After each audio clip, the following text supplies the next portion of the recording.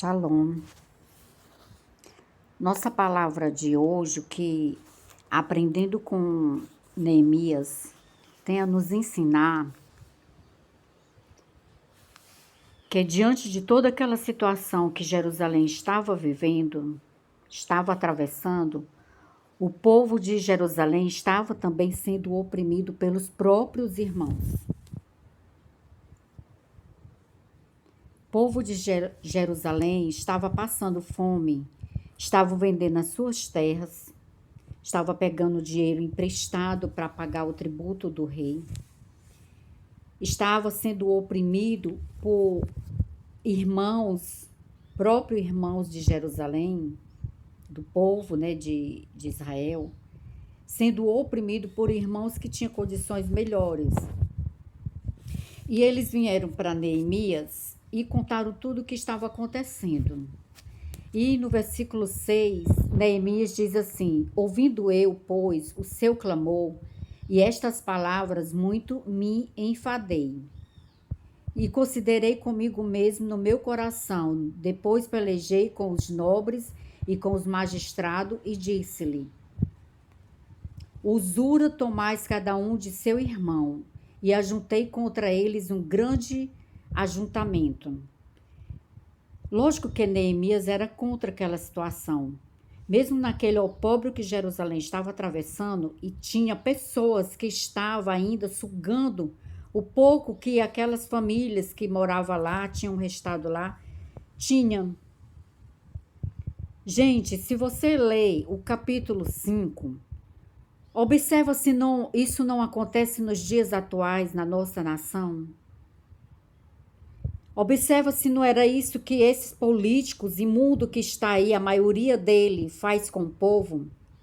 Eles fazem lei sempre para proteger eles dos crimes que eles cometem. Eles aumentam impostos sobre modo para arrancar de você, da sua família. E não importa se você vai passar dificuldade, vai passar fome, se você vai vender o seu imóvel para pagar as dívidas, as contas. Eles não estão preocupados com isso. O único objetivo deles é ficar lá no bem bom, na vida confortável e ficar sugando o povo, ficar escravizando o povo brasileiro. Então, por isso nós temos que renovar, trazendo isso para os dias atuais, para a política atual, nós precisamos renovar. Colocar lá dentro homens de caráter, mulheres de caráter, que tenham amor à nação, que tenham comprometimento, tá entendendo, com o povo brasileiro. E não colocar na política criminosos, porque uma grande parte ali são criminosos que já vai do mundo do crime daqui de fora para sentar em cadeiras de honra dentro da política para continuar manipulando o crime deles dentro do Brasil. Por isso, você pense bem em quem você vai votar. O seu voto, eu costumo dizer, o seu voto vale ouro. Não dê o seu voto a qualquer pessoa. E não faça com que o seu voto seja nulo. Porque esse voto nulo pode ir justamente para aquele pior político. Então, pense bem, analise as pautas para presidente, tanto da esquerda como da direita, e vê o que é melhor. Pense no futuro dos seus filhos, da sua casa, dos seus netos, da sua empresa. Não adianta você votar em pessoas que representam o inferno na terra e depois reclamar se essa nação virar uma nação comunista, porque ela não vai virar por causa da mão de Deus.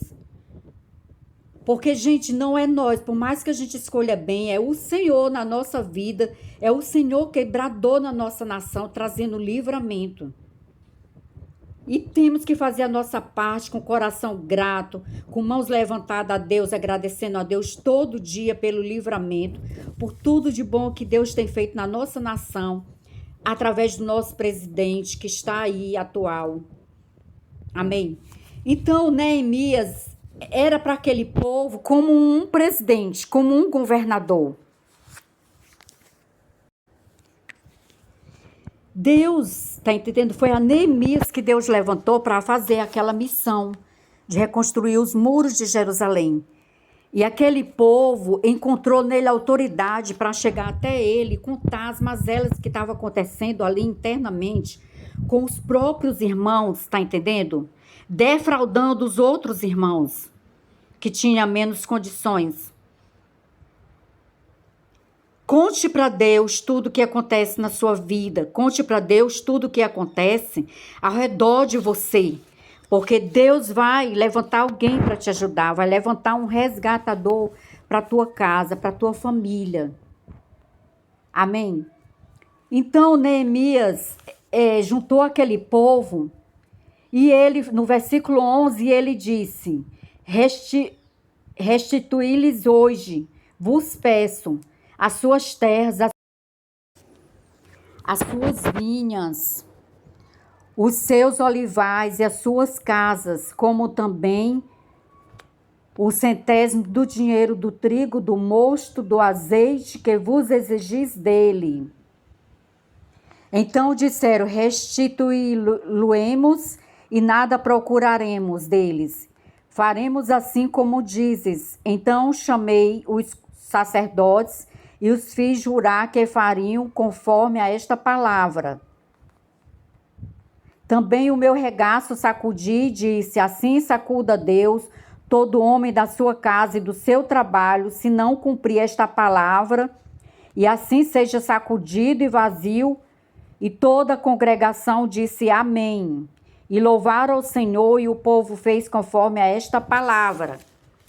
Eles fizeram a promessa a Neemias de devolver tudo que eles tinham roubado.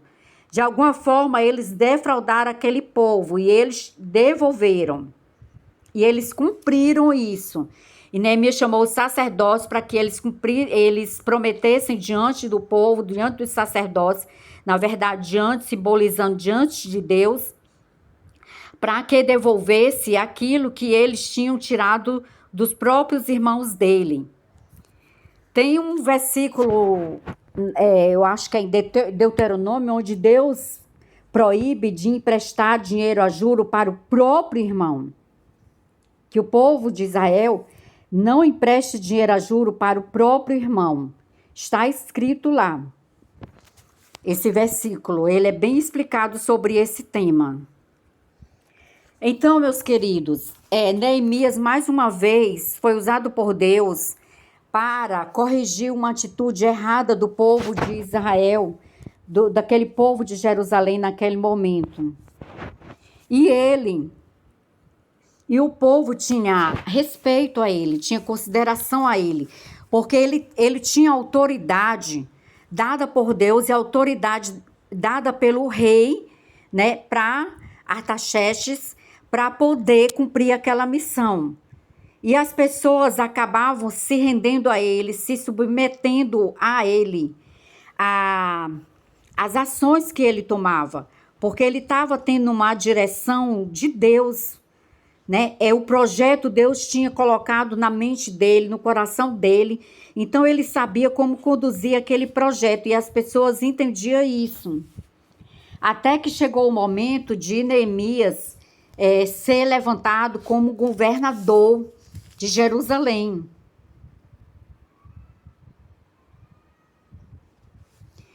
E o povo de Jerusalém, com toda essa situação que ele passou, eles também evoluíram de forma espiritual.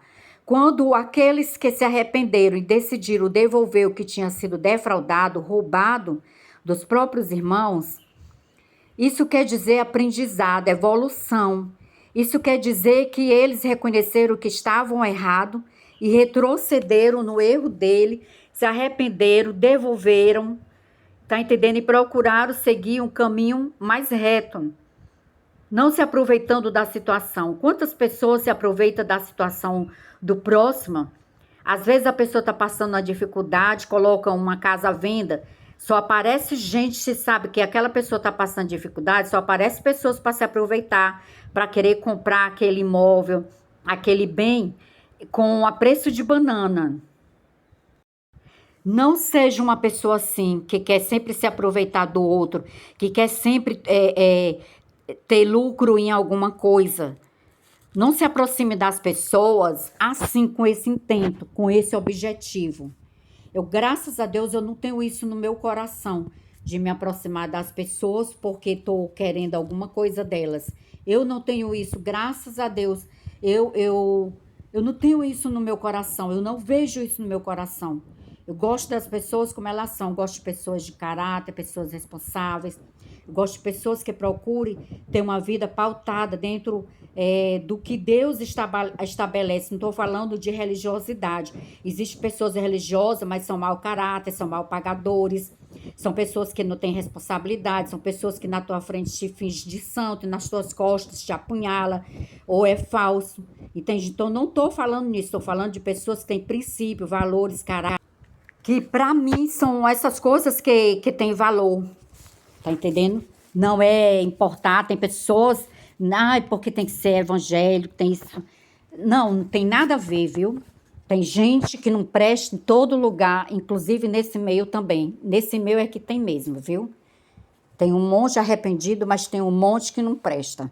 Por isso a gente não pode olhar para fazer negócio com uma pessoa, porque ela é religiosa, porque ela é cristão, então ela vai cumprir. Isso não é verdade, viu? Não é verdade. O que eu já fiz negócio com pessoas cristãs, pastores, tá entendendo? Alugando um imóvel meu e só me deram problema, só me deram raiva. É gente que eu não faço mais negócio, tá entendendo? Contado nos dedos. Agora eu conheço gente de Deus, tá entendendo? Homem de Deus de verdade, mulher de Deus de verdade. Amém?